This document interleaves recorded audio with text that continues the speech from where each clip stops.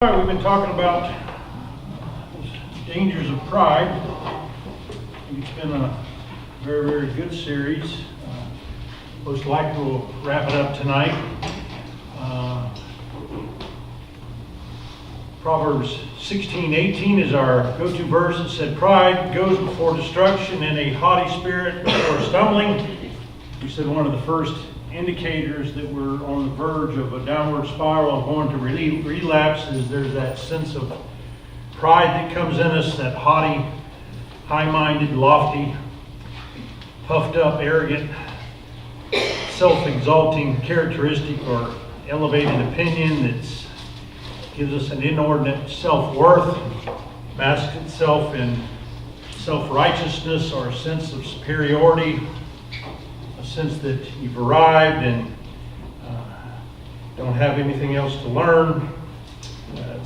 Manifests itself in a self-sufficient, independent spirit where you sort of actually end up becoming your own God. How many of you have ever done that before? Some of the words we use are to be big-headed or get too big for our britches, and so either way, we know God hates pride. Pride was the original sin. It took Lucifer out, took a third of the angels, took Adam and Eve out, took Peter out, and many, many great saints, and it'll certainly take us out if we don't recognize it, we don't deal with it. So the key is to recognize pride and to deal with it proactively, not reactively. If we deal with it reactively, then it's too late then, isn't it? And then we've made a mess and said things and done things, and we've hurt ourselves, everybody around us, and sometimes those things we do are hard to take back, aren't they? Nothing you can do except learn from it and move on. I want to revisit real quickly 1 Peter 5:5-6, because I learned a real good lesson the hard way. But either way, I believe I learned something by it. And 1 Peter 5:5-6, Peter is talking about learning to be proactive rather than reactive. He says, "You younger men likewise be subject to your elders," and all of you, every single one of us, or to clothe ourselves, or to apron ourselves, or to put on humility, or a spirit or attitude of humility towards one another. Peter's saying that it's our responsibility as Christians to have a certain spirit about us, a certain humility that we carry, and that we're to be proactive, and we're to constantly be putting we're constantly to be clothing and apering ourselves in the disguise of a servant. An apron means to wrap it around you and embrace it.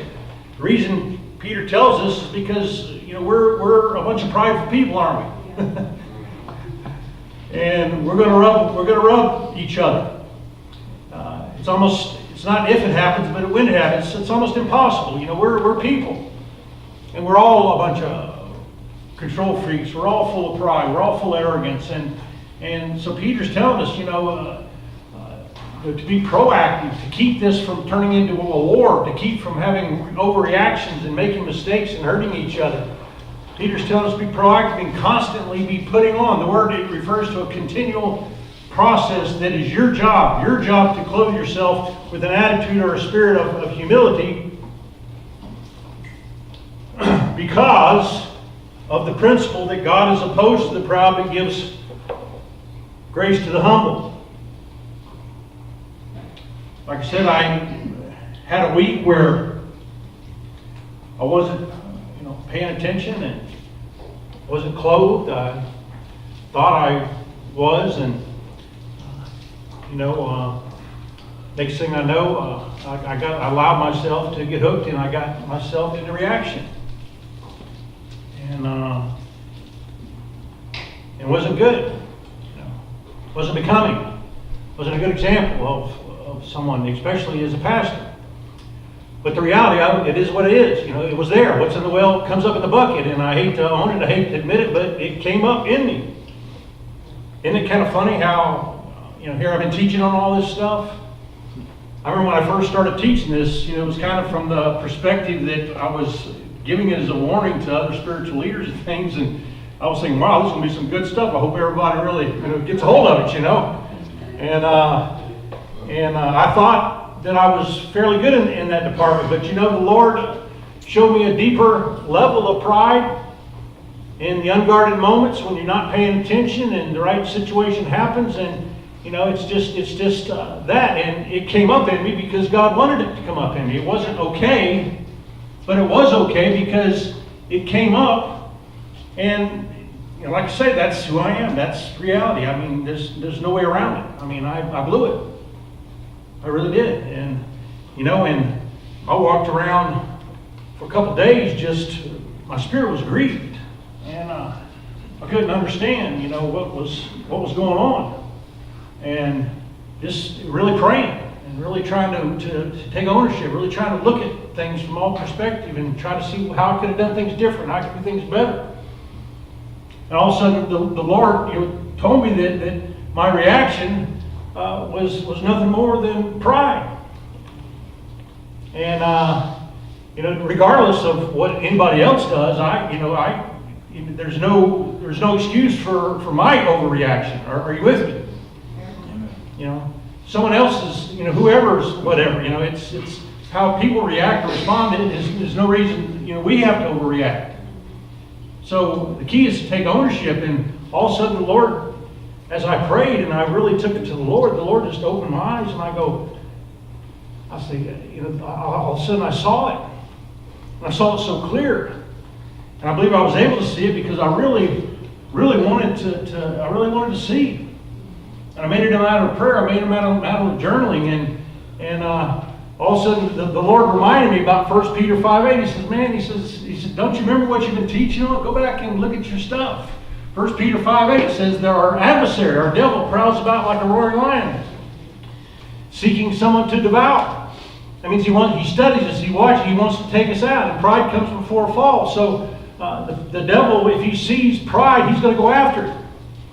Then he reminded me how Peter was talking about how he would never deny him. And he said, before the rooster crows 3 times, you're going to deny me.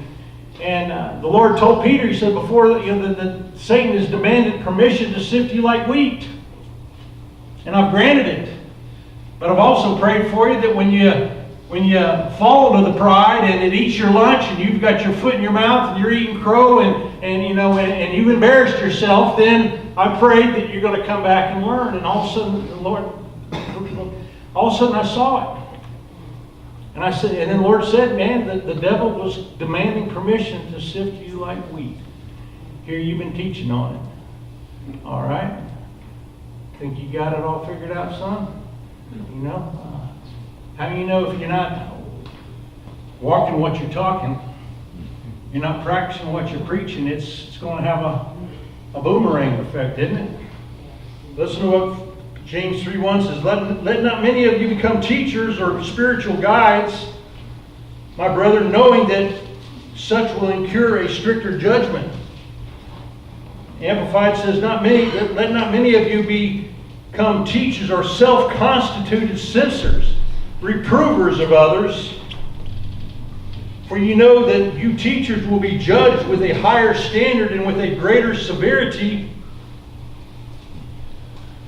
than other people. Thus we assume the greater responsibility and the more condemnation. So you need to be careful about what you're tooting your horn or what you're preaching or practicing. I really didn't think that, but it's okay. It wasn't that I was walking south and talking south. It was just there was an area of my life that's unresolved at a deeper level, and the devil saw it and demanded permission, and the Lord had to say, okay, go knock out the preacher. Take him out. Fortunately, the thing turned up for good, but the key was that I took ownership. Lance preached about this and did a great job last week about ownership. Ownership is where you say, you see it, and you quit trying to defend, you quit trying to rationalize, you quit trying to minimize, you quit trying to project, you quit blaming on them, and you set aside and say, whatever, what could have I done? What can I do different? How can I handle myself better? What can I learn? How can I grow? It's saying my bad and recognize it and taking ownership of it and repenting of it. Repent means to take ownership and to put it in practice and change. So it was a tough week. It was a hard lesson, but it was huge in the sense of victory. And anyway, the situation worked out good because the devil got his butt kicked. It took a while, but in the end, I grew and everybody grew and the kingdom grew, and it's a win if we learn from it. Or we can just blow past it and say, oh, it's just whatever. But when you really humble yourselves, and so listen to what Francis Frangipane says. I love this. I just happened to be reading the book. Satan fears virtue or Christ-like character. He is terrified of humility. He hates it. He sees a humble person and it sends chills down his back. His hair stands up when Christians kneel down. For humility is the surrender of the soul to God. The devil trembles before the meek because in the very areas he once had access, there stands the Lord, and Satan is terrified of Jesus Christ. God hates pride, and the devil hates humility. God is opposed to us, but he gives grace to the humble. What was amazing about that situation is once I took ownership, once I fell to the ground in my spirit and took ownership, went to the Lord and repented, and I clothed myself and I put it on, and all of a sudden my peace came back, my joy come back, and I realized, I was asking the Lord, why have I lost my peace? Why am I grieved? All of a sudden the Lord says, because you're opposed to me right now. I'm like, well, what do you mean? In his own way of talking to me, I said, what do you mean you're opposed to me? He said, well, you've not taken ownership of your pride. You're into the things. And right now I'm your enemy. I'm fighting you. And when you're proud, I'm opposed to you. So I'm over here. So here you're trying to carry on business and you've not repented. You've not taken ownership of your sin. And the Lord showed it to me so clear. And it was so beautiful because I all of a sudden I saw it. I took it immediately. Immediately I realized it and I owned it and I said, you're right, my bad. I took ownership. The Lord came back and there was not just a grace and an empowerment that came over me, there was a great grace. I'm talking about a grace that came over me with a peace that come over me, and regardless of how stupid I felt or how much I hurt or hurt anybody else, the fact was it was a huge win and the peace came back. And the Lord said, okay, let's move on. Let's clean up your mess and let's move on. And that's the beautiful thing about this thing is that the devil, hey, what can he do with that? What can the devil do with that kind of thing? And it's the same with all of us. And so he goes on to say, therefore humble yourselves under the mighty hand of God that he may exalt you at the proper time. So the minute we feel that thing, going on with us, think about what I've been teaching on. Think about these tools. Think about this happened, and carry your apron. And if you're not wearing it, put it on. Quick, humble yourself, fall to your knees. No matter how much you get offended, no matter how much it hurts, no matter how much you want to scream and shout, whatever, just go to your knees, man, and humble yourself. And immediately the grace of God will begin to come up and it'll do amazing things. I'm so glad we taught this series because I think this has been a home run for all of us. Can we all admit that? Yeah. All right. 1 Corinthians 13 says, love is patient. Love is kind. Love is not jealous. Love does not brag. It's not arrogant. It doesn't act unbecomingly. It does not seek its own. It does not provoke. That means it doesn't get easily offended or easily in reaction. It does not take into account a wrong suffered. Does not rejoice in unrighteousness, but rejoices with truth. It bears all things, believes all things, hopes all things, endures all things. Love never fails, or love never quits. So whenever you feel like this pride coming up, you humble yourselves under the mighty hand of God. Put on love. When treated offensively, don't take offense. When reviled, don't revile back. Turn it over to God. Take ownership of your stuff. He gave me another verse today, Matthew 11, 28 through 30. Come to me, all you who are weary and heavy laden, and I'll give you rest. Take my yoke upon you and learn. Learn from me, for I am gentle, or the word is meekness. It's the word pros. It means the character, quality, or the attribute to be able to handle every single situation exactly the way you need to every single time. The ancients considered meekness the greatest character quality you could have because they realized the human nature is to be very prideful. So they considered a person that handles himself under pressure, that is self-controlled, but not self-controlled, but a person that is God-controlled. The word meekness in Hebrew is the word for a harnessed strength. It means you're not excessively over anger and getting reaction, and you're not angerlessness either. You're shrewd as a serpent, you're gentle as a lamb. You're able to be strong and firm and humble at the same time. Wow, I mean, wouldn't that be amazing if we could all do that? In other words, you keep cool as a cucumber, cool under pressure. Folks, if we're going to be witnesses in Christ's life, especially if you're going to be a pastor, you better learn humility. You better learn how to walk in meekness. And I pray every single day. And so Jesus is offering us, listen to Jesus saying, look, I understand how hard it is. You're going to need meekness. Your yoke's going to be difficult. You're going to get wore out. You're going to get burdened. Things are going to overwhelm you. But enter into the school of my meekness. Enter into my humility. I am gentle, I am meek. So Jesus is offering us the opportunity to enter into a school of learning humility. The word learn doesn't mean you arrive. Learn means it's a progressive word. It means to become educated, to be schooled. The word actually is the word to be initiated. You go through the school and you go through your initiation process and then you become a full-fledged member. So what Jesus is saying right here, I understand you, it's not going to happen overnight. Pride's going to happen. It's not if but when, and it's going to happen again. And it's going to happen again. But hopefully you'll learn over a period of time. Moses was a man that blew it. Can you believe this? He was a 40-year-old man, and he let his anger kill somebody. He couldn't take it back. Nothing he could do, so he ran. Then he spent 40 years out in the school of hard knocks, didn't he?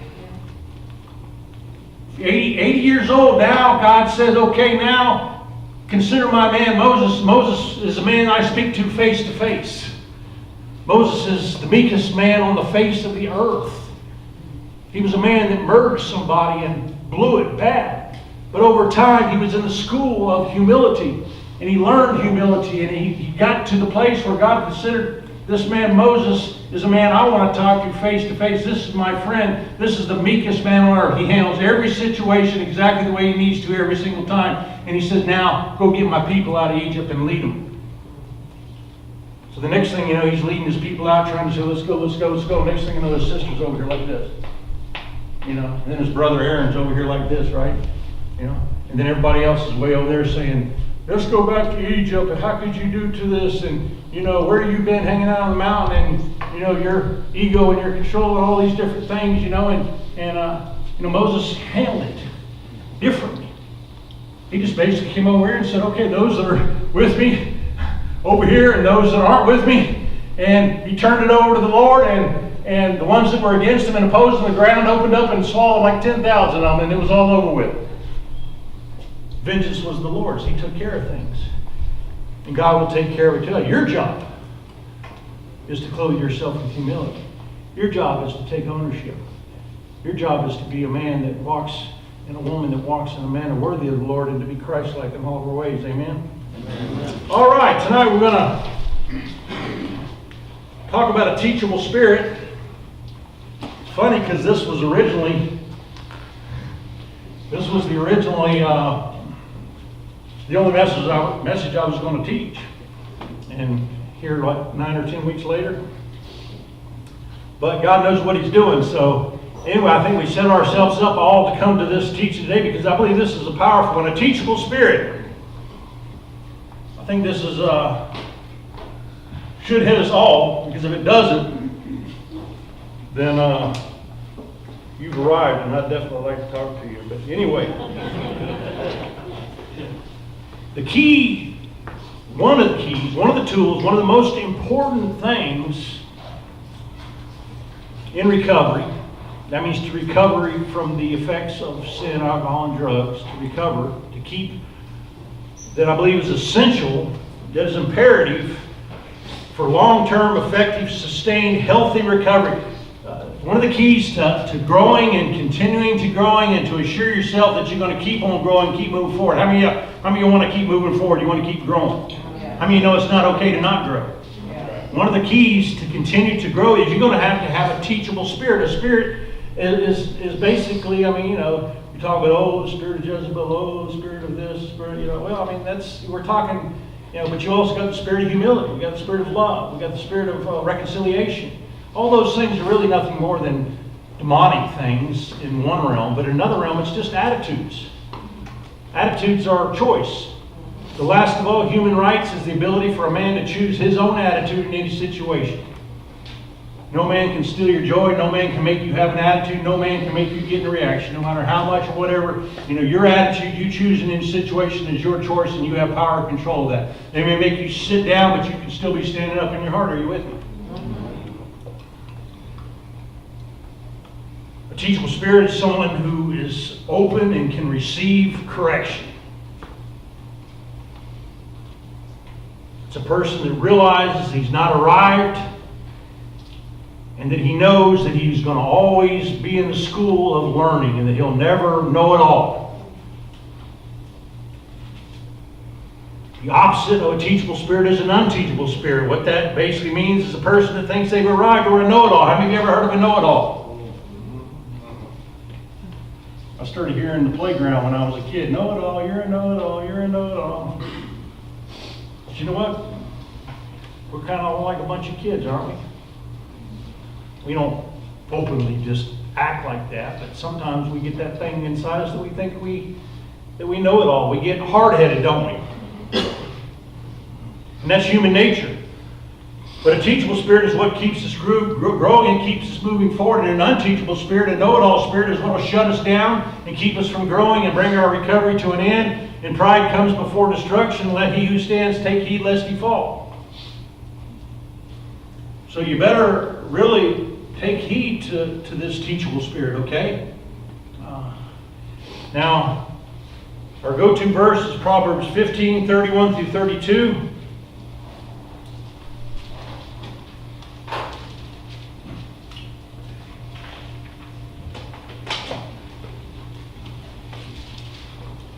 Proverbs is full of teaching, full of scripture on the teachable spirit. I looked up, I remember it's like 15 different, it was amazing. Just loaded.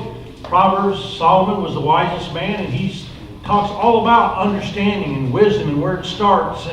And he talks basically about the beginning of all wisdom, basically, is to know the fear of the Lord, but it's to be teachable. Bottom line, we can sum it all up, to have a teachable spirit.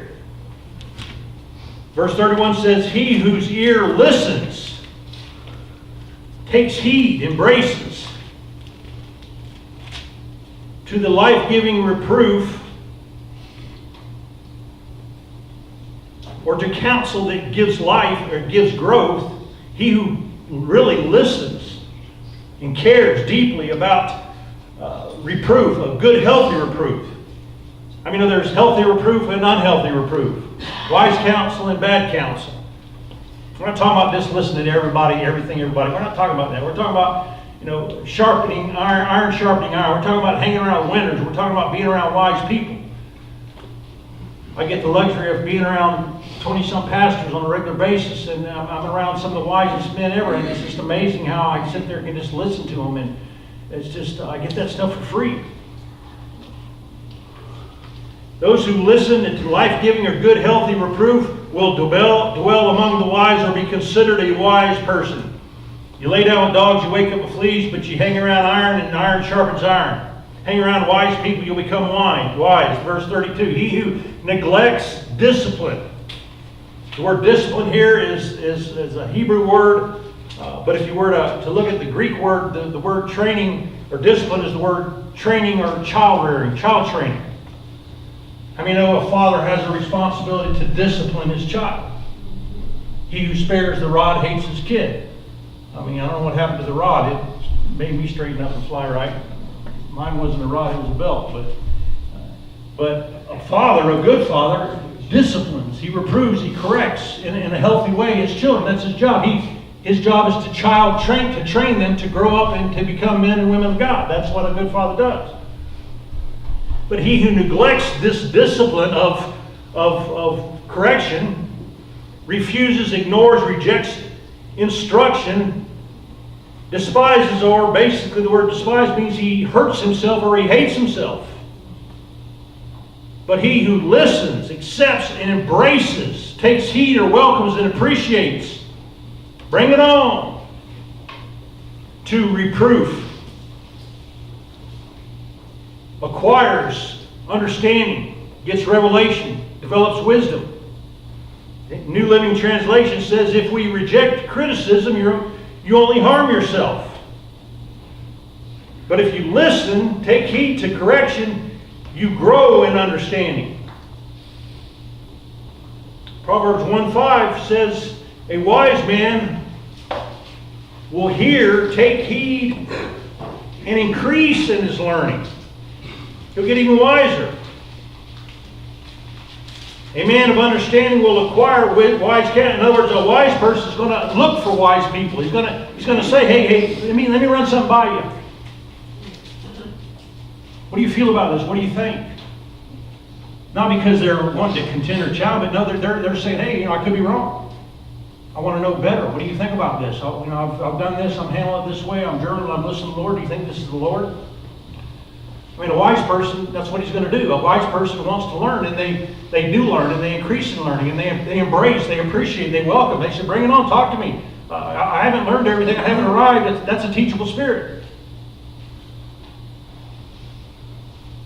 So here we have basically two types of people. A wise person that embraces correction, and one who's a fool who fails to it and rejects it. And so we have one that rejects correction, and he stops growing, one that receives correction, and he grows, and he keeps getting wiser and wiser and wiser. I don't know about you, but I want to be a wise person. I want to keep growing and keep learning. So the key all to that is to continue to have a teachable spirit and to realize I haven't learned it all. I'm not a know-it-all. I haven't received it, and I never will. There's always going to be somebody smarter than me. There's always going to be something I can learn. There's always going to be a way to handle things better. There's always, in every escalation, every situation you have in a relationship problem, there's always something you can do better. Trust me, there's always something. You may think you could be 99% right, but there's always something. There's always something better. Trust me, I guarantee you. Because if you got just even a tiny bit of a reaction, no matter what, that's pride.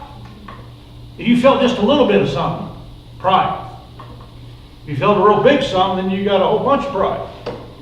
We asked the men come into the Liberty Lodge. One of the things we asked them is, say, are you teachable? How do you deal with authority? Oh God, I'm good. We're good there. And then as soon as you have to call them in the room, set them down and correct them or ask them or challenge them about why you lied about this and why you lied about this, why you didn't tell us about this, why are you not doing this? And next thing you know, they blow up. They got that blowing up thing, and you see them shut down. And you realize at that point that person has become unteachable. I mean, no, you can't work with somebody. A person can't grow with an unteachable spirit. You can't help somebody that becomes unteachable because they think they know it all. I'm counseling, and I've learned not to waste my time. I hate to use the word, don't throw your pearl before swine, but I meet with people, and I always say, I'll be glad to I don't meet with too many people outside my body in church, because I say, well, if you need counsel, go to your pastor. Well, I don't have it that well. You need to find one. If you want to come here, let's talk. But I'll try to meet with them, and what I do is I size them up a little, ask them questions, and I let them talk, and then I start offering a little something, and then all of a sudden they talk right over me. So I say, okay. And then I let them talk, and they start talking, and they're rattling on, and then I start trying to lead them towards something healthy, and then they talk right over me. After a while, I'll begin to realize this person's not here because they want to grow or change. They're here because they want to vent. They want to just talk about their stuff. Some people like to have a bitter spirit. Are you with me? They just want to recruit. Rebellion likes to recruit. Some people, they want to counsel you because they're offended, and they want you they want to recruit you. They want you to take up their fence and say, and we all are like that, aren't we, when we get hurt? We start immediately looking for people to talk to kind of make us feel better. So it's at that point I realize this person doesn't have a teachable spirit, so I politely, lovingly just back out and say, I think it might be better to meet with somebody else or do something because, I'm wasting my time. Not that I'm a great counselor necessarily, but I just know that a person is not receiving, they're not teachable, they're not open, they're not approachable. They're not really wanting to hear anything. In their own way, they've already got it figured out, they're just talking. So you can't work with somebody that's a know-it-all.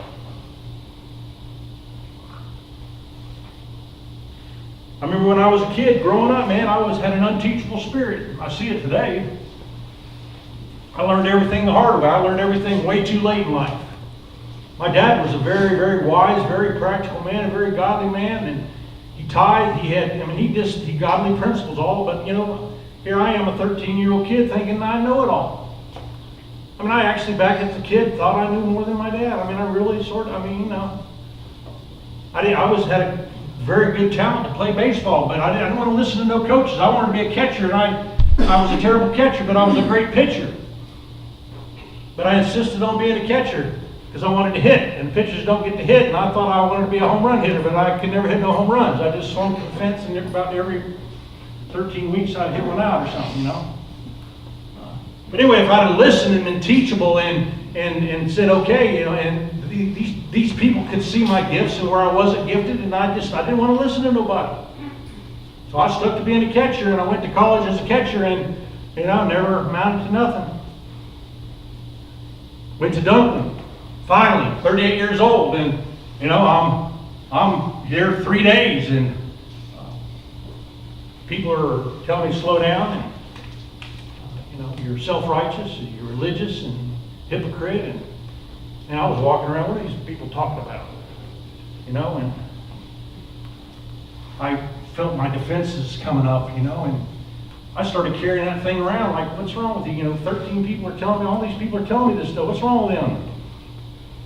I got a bunch of things to tell them. Finally the Lord says, well, if you're all that, son, if you're all that in a bag of chips, we say, if you're all that, then why are you here at 38 years old in the swamp? Got fired from a $40,000 a year job, lost a house, lost a bed, spent $150,000 on crack. Okay, yeah, you know it all, don't you? He said, why is that? He said, do you ever think that maybe you are self-righteous? Maybe you are religious, maybe you are a hypocrite. They ever thought to you that maybe you ought to just shut up and listen? I heard the Lord just tell me just like that. And you know what? I said, man, that's a great idea. I think maybe I'll shut up for once in my life. And I humbled myself. And immediately, it was like my whole world opened up. And I said, man, I am self-righteous. I do stink, and it reeks, and I am a know-it-all. Man, it changed my life. And you can just, it was like the Lord the great grace came. God came in and I saw it, and so it was cool then. I didn't have to know it all. I didn't have to be better than her. I didn't have to prove myself. Proverbs 12:1 says, he who hates reproof is stupid. Proverbs 9:8-9 says, do not reprove a scoffer, for he will hate you. Reprove a wise man, and he will love you. Give instruction to a wise man, and he will be wiser. Teach a righteous man, and he will increase in learning. We have this thing called a sociogram here. I've seen people get ready to do a sociogram at Duncan, and they've left the program. They've abandoned what God done and took off because they were so scared of the sociogram. So afraid that if they find out who I really am, they won't like me. But a person's wise, gets a chance to go into a sociogram, and a sociogram basically is where the whole body, 40, 50 men or whatever, basically have a chance to tell you what they think about you, the positives, the negatives. They have a chance to speak truth into your life, and hopefully they've prayed, hopefully they've listened to the Holy Spirit.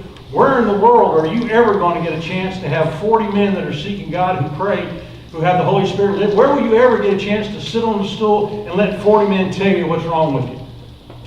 And yet we want to run from something. Why? That is insane. That is like the total foolish thing. I know it's hard. Don't get me wrong. I was scared to death of it too, Finally I started, liking, why is that?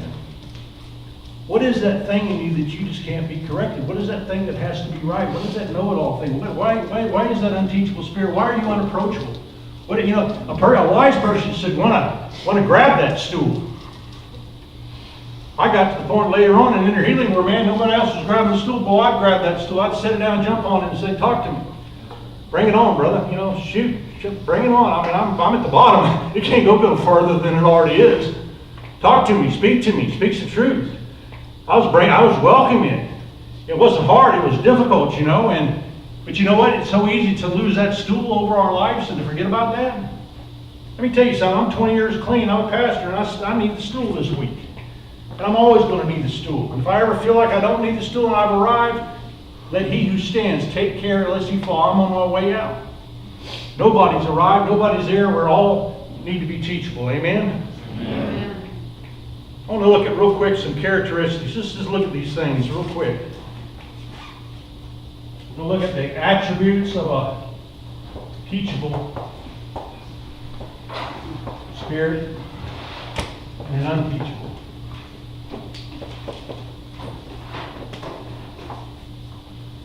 A teachable spirit or an attitude obviously is one is he's wise.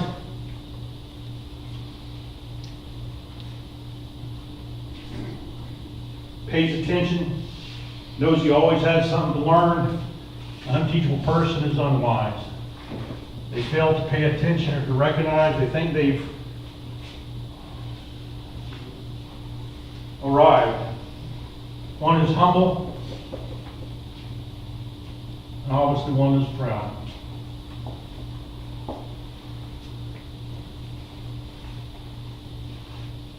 Proud man is arrogant, self-righteous, high-minded, lofty, feels like he's arrived, he's a know-it-all, he's hard-headed. A teachable person is open to correction. An unwise person is unopen.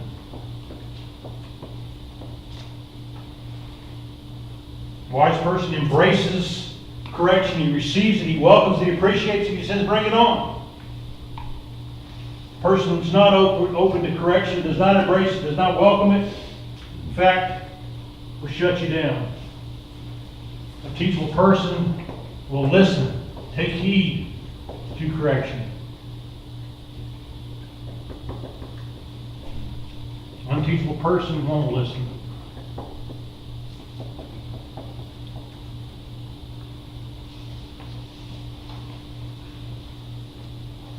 Actually, that's supposed to be listens to reproof. Same thing.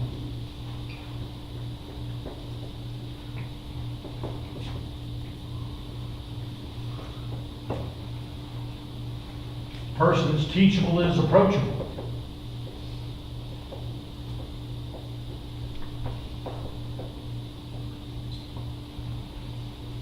You can talk to them. It's not like walking on an eggshell. You say, "Oh, I need to talk to you about this," and you feel like that. You just feel that thing getting ready to bow up on them. You ever seen that before? You're trying. I want to talk to you, and you try to approach them, and they got this defense up. They got this thing, and you feel like that they're you can actually see them. You can see them coming off the seat, ready to rise up at you and bow up at you.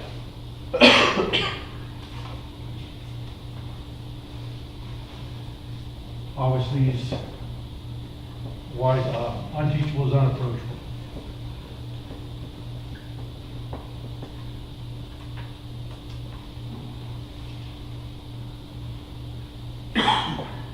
Teachable person is not easily offended.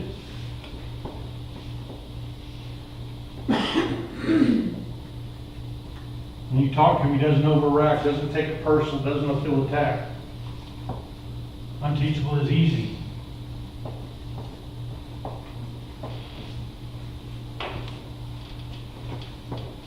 Give him a rack in there. Teachable person takes ownership.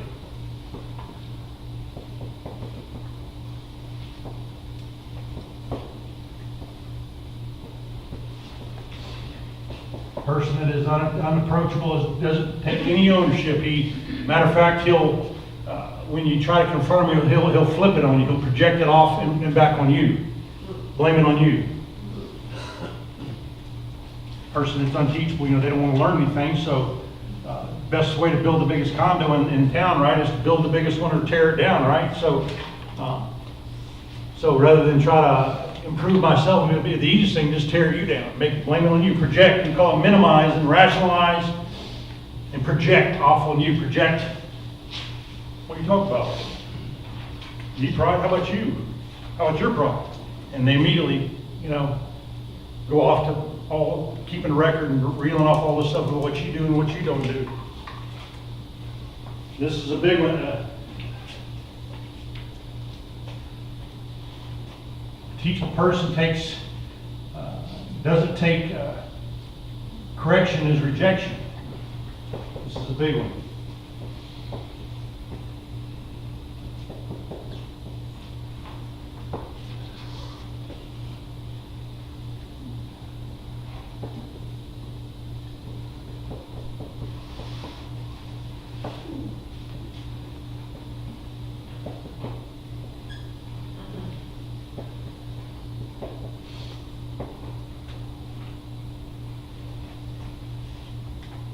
Teachable person seeks out counsel.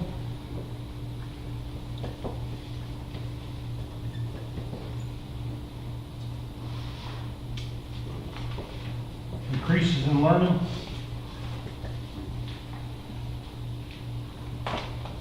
And keeps growing and growing.